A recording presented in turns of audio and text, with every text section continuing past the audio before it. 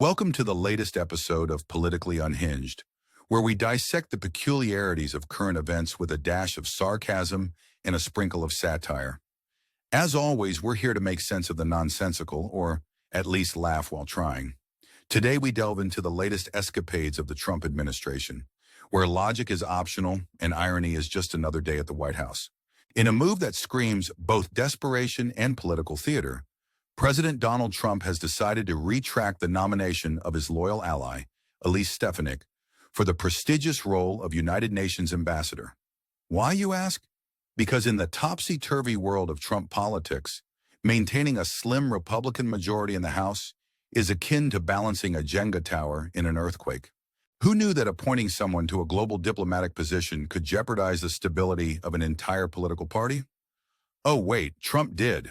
With a Republican majority so thin it could rival a supermodel's waistline, Trump seems to believe that every congressional seat is a precious commodity. Elise, would you do me a favor? We cannot take a chance, he reportedly pleaded. It's nice to see that the president is finally acknowledging the precariousness of his political situation, even if it means sacrificing international diplomacy for domestic squabbles. Meanwhile, the political melodrama unfolds in Florida, where two congressional districts are up for grabs. Republicans are clinging to these seats like they're the last lifeboats on the Titanic. Trump, ever the optimist, assures us that you never know what happens in a case like that. Spoken like a man who built his political career on unpredictability and chaos.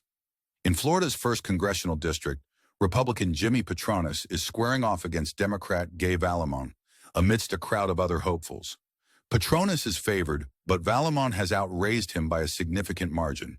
Money talks, and in this case, it's shouting loud enough to make even the most seasoned politicians nervous. But the real nail-biter is in the 6th congressional district, where Republican Randy Fine faces off against Democrat Josh Weil. It's a classic David versus Goliath story, except in this version, Goliath is weighed down by a lack of cash and a questionable endorsement from the president himself. Well, on the other hand, has managed to out-fundraise Fine by a staggering 10-to-1 margin, proving that sometimes money does grow on trees, at least if you're a Democrat in a Republican stronghold. The GOP is scrambling to pour last-minute resources into Fine's campaign, hoping to close the gap. Conservative super PACs are launching ads, spotlighting Trump's unwavering support for Fine, because nothing says vote for me like the endorsement of a president whose approval ratings are as volatile as his Twitter feed. Despite the odds, Trump remains confident that the Republicans will hold the seats. We're going to win the seat. I'm not concerned at all, says Repster Richard Hudson, echoing the kind of bravado that has become synonymous with the Trump administration.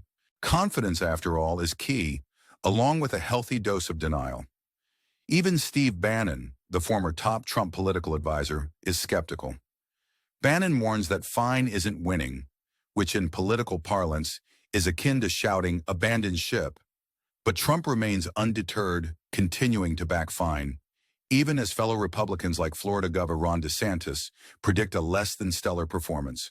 In a delightful twist of irony, Fine was the first Florida Republican to switch his endorsement from DeSantis to Trump during the 2024 nomination battle. It seems loyalty to Trump is a double-edged sword, one that might just cost Fine the race.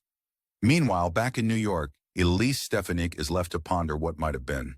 Her dreams of UN ambassadorship dashed, she remains in Congress, poised to take on a high leadership position within the House GOP. Because in Trump's world, loyalty is rewarded with more responsibility, even if it means sacrificing your aspirations for the greater good of the party, or at least for the greater good of Donald Trump. As we wrap up this episode of Politically Unhinged, we invite you, our astute audience, to weigh in on the madness.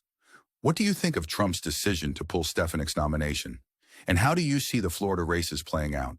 Share your thoughts in the comments below because your opinion matters, almost as much as Trump's does to himself.